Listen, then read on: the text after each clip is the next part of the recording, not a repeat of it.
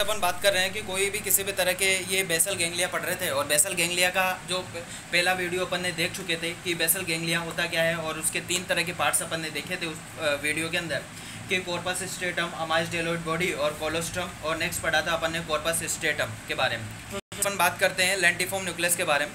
तो lentiform nucleus की अगर जभी भी अपन बात करते हैं, ये लार्ज लेंस शेप का न्यूक्लियस होता है और बाई कॉन्वेक्स होता है।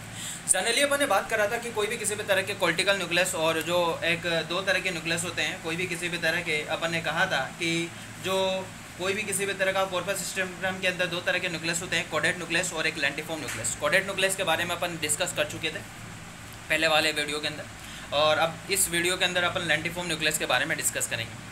तो लेंटिफॉर्म न्यूक्लियस की अगर जभी भी बात करें, कोडेड न्यूक्लियस की तो अपन बात कर चुके थे कि सी शेप का होता है, और जो लेंटिफॉर्म न्यूक्लियस की अगर जभी भी अपन बात करें तो ये लार्ज लेंस शेप का स्ट्रक्चर होता है। करेक्ट। बाई कॉन्वेक्स होता है। किस तरह से होता है डायग्राम से देखूंगा। ये फॉर्म करता है एक lateral boundary of internal capsule का, और 3 तरह के सरफेस होते हैं। पहले थ्योरी देख लेता हूँ, फिर मैं डायग्राम से क्लियर करूँगा चीज़ें।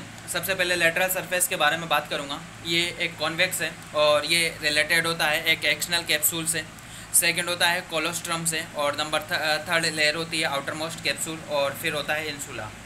ये ग्रो करता है एक इंटरनल स्ट्रेटम आर्टरीज के बारे में। कैसे, ध्यान से देखिएगा, डायग्राम से बता देता हूँ। नेक्स्ट मैं बोल रहा था कि लेंटिफॉर्म न्यूक्लियस, ये वाला लेंटिफॉर्म न्यूक्लियस है, ये कोडेड पार्ट्स है। कोडेड न्यूक्लियस के बारे में अपन डिस्कस कर चुके थे पहले वाले वीडियो के अंदर। इस वीडियो के अंदर लेंटिफॉर्म न्यूक्लियस के बारे में बात करते हैं। लेंटिफॉर्म न्यूक्लियस के 2 तरह के पार्ट्स होते हैं, पुटामेंस और एक होता है ग्लोबस पैलेडस। पुटामेंस लेटरली साइड होता है और जो ये ग्लोबस पैलेडस होता है ये मिडली होता है। अपन ने अभी कहा लेंटिफॉर्म न्यूक्लियस का पहला पॉइंट्स पढ़ा कि ये लार्ज एक लेंस शेप का स्ट्रक्चर है। लेंस शेप का स्ट्रक्चर है ना यार। और ये भी कॉन्वेक्स है, ये वाला ये भी कॉन्वेक्स है, ये भी कॉन्वेक्स है। तो ये बाई कॉन्वेक्स हो गया, दोनों तरफ से कॉन्वेक्स है यार। देखो कैसे, ध्यान से देखिएगा। ये इसका मिडल सरफेस है, तो मिडल सरफेस पे भी कॉन्वेक्स हो रहा है और लेटरल सरफेस से भी ये कॉन्वेक्स हो रहा है। तो दोनों सरफेस से कॉन्वेक्स हो रहा है, इसलिए बाई कॉन्वेक्स इसको बोल दिया। 3 तरह की बाउंड्री का फॉर्मेशन करता है। ये इंटरनल कैप्सूल है, मैंने कल कहा था और जो पहले वाले वीडियो के अंदर देखा था बेसल गैंग्लिया का, कि ये जो येलो कलर का जो स्ट्रक्चर ये मैंने बना रखा है, ये वाइट कलर का, ये एक इंटरनल कैप्सूल है। और इंटरनल कैप्सूल क्या है, ये एक तरह का वाइट मैटर है। करेक्ट। उसके बाद में नेक्स्ट अपन बात करते हैं कि 3 तरह के सरफेस होते हैं। सबसे पहले मैं बात करूंगा इस लेटरल सरफेस के बारे में। करेक्ट। ये जो लेटरल सरफेस है पुटामेंस का, ये जो लेंटिफॉर्म न्यूक्लियस है उसका जो लेटरल सरफेस के अगर बारे में बात करूंगा तो ये कॉन्वेक्स है। दिख रहा है ना, कॉन्वेक्स दिख रहा है ना, कॉन्वेक्स है। और ये रिलेटेड किससे होता है, एक तो फर्स्ट रिलेटेड होता है ये एक्सटर्नल कैप्सूल से, एक्सटर्नल कैप्सूल हो गए। सेकेंड इसके अंदर होता है कोलोस्ट्रम। करेक्ट। और फिर इसके बाहर की तरफ एक और होती है आउटर मोस्ट कैप्सूल यहाँ, और फिर इसके बाहर होती है इंसुला। तो सीक्वेंस से याद करेंगे अपन यार कि सबसे अंदर क्या है, इंटरनल कैप्सूल। इंटरनल कैप्सूल के बाहर क्या है, कोलोस्ट्रम। कोलोस्ट्रम के बाद क्या है, एक आउटर मोस्ट कैप्सूल है, और आउटर मोस्ट कैप्सूल के बाहर क्या है, इंसुला। याद हो गई चीज़ है। उसके बाद में नेक्स्ट अपन बात करते हैं कि ये जो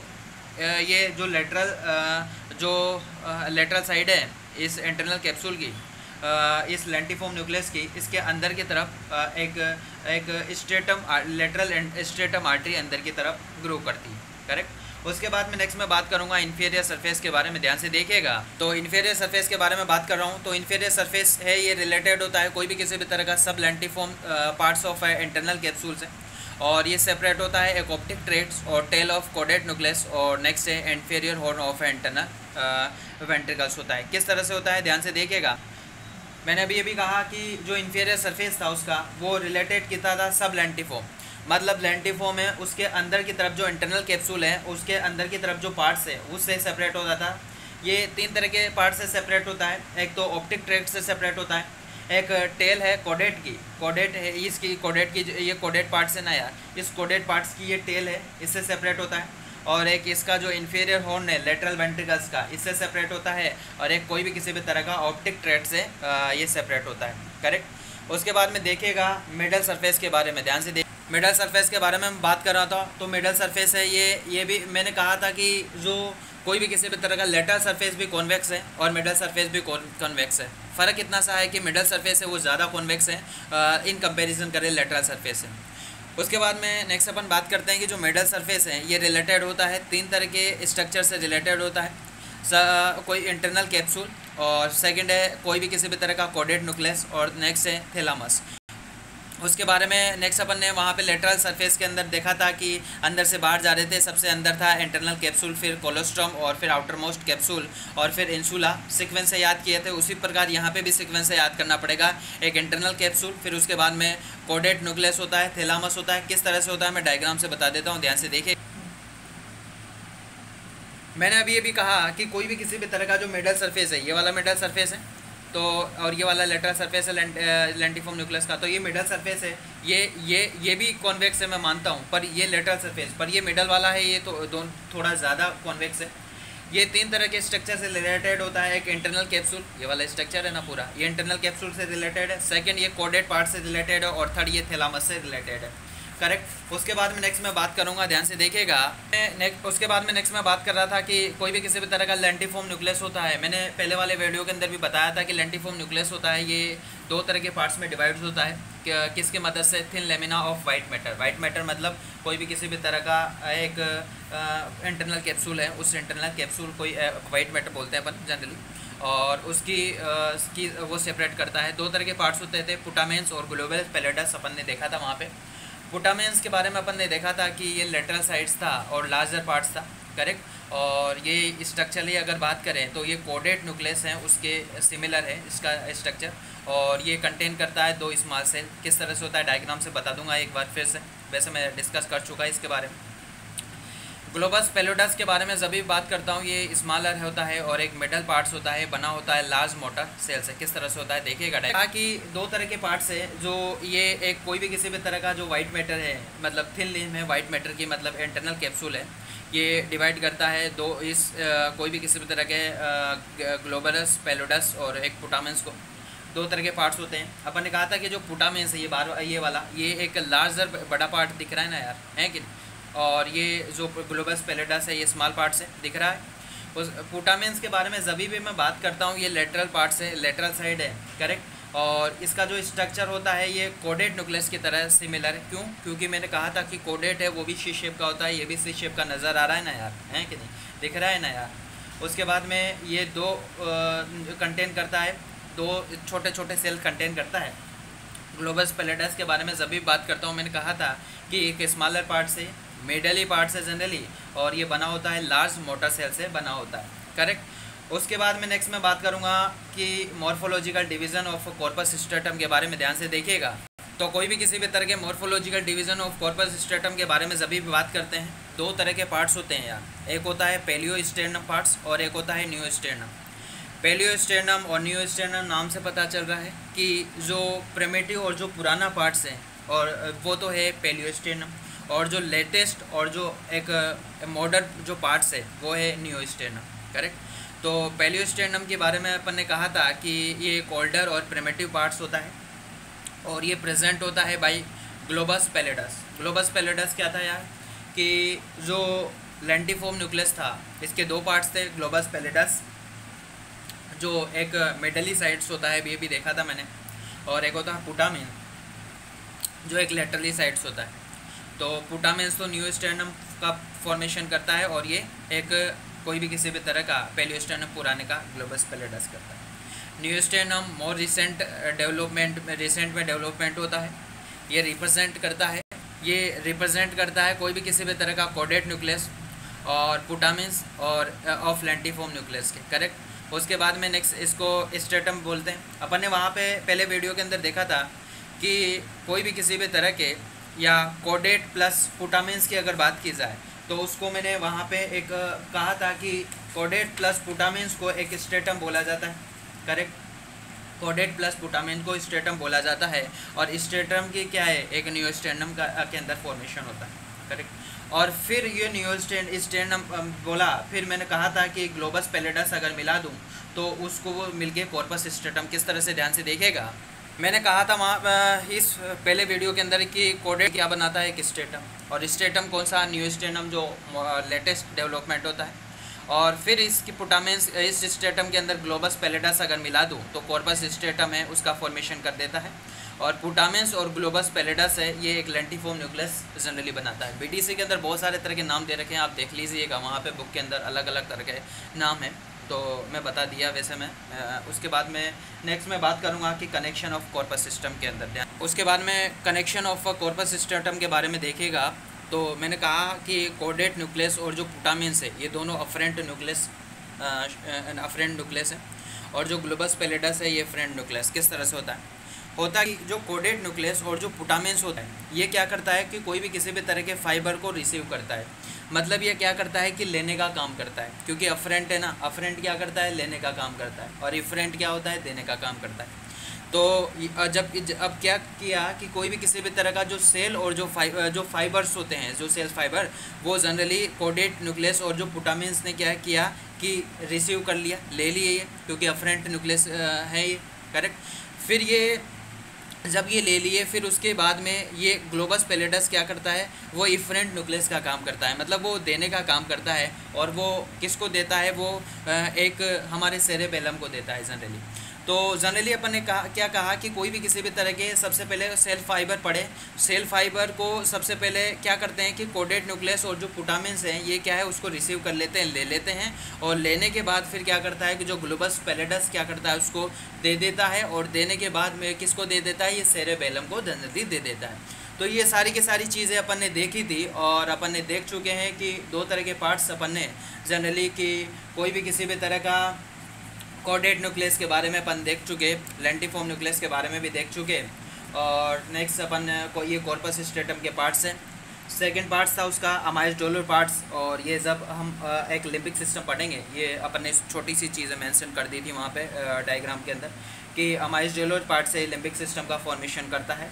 और ये जो लिम्बिक सिस्टम का फॉर्मेशन करता है, जब लिम्बिक सिस्टम पर अपन पढ़ेंगे तो वहाँ पे देख लेंगे कि अमाइस डोलर होता क्या है। और कोलोस्ट्रम के बारे में भी अपन ज़्यादा इंपॉर्टेंट चीज़ें नहीं है, अगर आपको देखना हो तो बीडीसी के अंदर बहुत सारी तरह की चीज़ें दे रखी है, पर वो फालतू है क्योंकि इम्पोर्टेंट चीज़ें मैंने बता चुका हूँ। अब मैं बात करता हूँ इसके फंक्शन के बारे में। फंक्शन एक बहुत इंपॉर्टेंट चीज़ है, ध्यान से देखिएगा, और अक्सर फंक्शन के बारे में देखिएगा। फंक्शन एक इम्पोर्टेंट पॉइंट्स है, और जनरली ये मिल तो जाएगा आपको कहीं पे भी, बीडीसी बुक के अंदर भी मिल जाएगा, और किसी के वीडियो देखोगे आप तो वहाँ पे भी चीज़ें मिल जाएगी। बट जनरली जो समझ में नहीं आती बुकों के अंदर कि किस तरह से प्रोसेस होता है, तो मैं बता देता हूँ कि किस तरह से, ध्यान से देखिएगा, समझिएगा। सबसे फर्स्ट मैं फंक्शन बोलता हूँ कि ये रेगुलेट करता है मसल स्टोन। मसल स्टोन क्या है, दिमाग में एक चीज़ आ जाती है, मसल स्टोन एक तरह की बला है यार। किस तरह की बला है कि मान लो कि कोई भी किसी भी तरह का, जैसे हम बैठे हैं नॉर्मली, हमारी बॉडी हम बैठे हैं, और बॉडी अगर हम नॉर्मली बैठे हैं उस समय भी जो हमारी जो मसल्स है वो क्या है, कॉन्ट्रैक्ट कर रही है। और जब वो कॉन्ट्रैक्ट कर रही है मतलब कुछ मसल्स है, जब बॉडी अच्छी और कुछ हमारी जो बॉडी है उसकी अच्छी फिगर दिखाने के लिए हम क्या करते हैं कि हमारी मसल्स है वो कुछ मसल्स कॉन्ट्रैक्ट करती रहती है हमेशा, तो वो जो रेगुलेट करता है मसल स्टोन, तो ये एक बेसल गैंग्लिया का काम है, करेक्ट। उसके बाद में नेक्स्ट अपन बात करते हैं कि स्मूथनिंग वॉलेंट्री मोमेंट में भी ये मदद करता है। आप जब भी हमारी बॉडी के अंदर एक स्मूथ मोमेंट हो रहा हो तो आप समझ लीजिएगा कि वहाँ पे हमारा एक बेसल गैंग्लिया काम कर रहा है, करेक्ट। उसके बाद में सेकंड फंक्शन के बारे में बात करता हूँ कि ये कंट्रोल करता है association moment like swimming of arm during walking. मतलब जब हम गार्डन में जाते हैं या कोई भी किसी भी तरह के पार्क के अंदर जाते हैं तो जनरली अपन देखते हैं कि जो हमारे जो हाथ है वो हिलते रहते हैं, करेक्ट।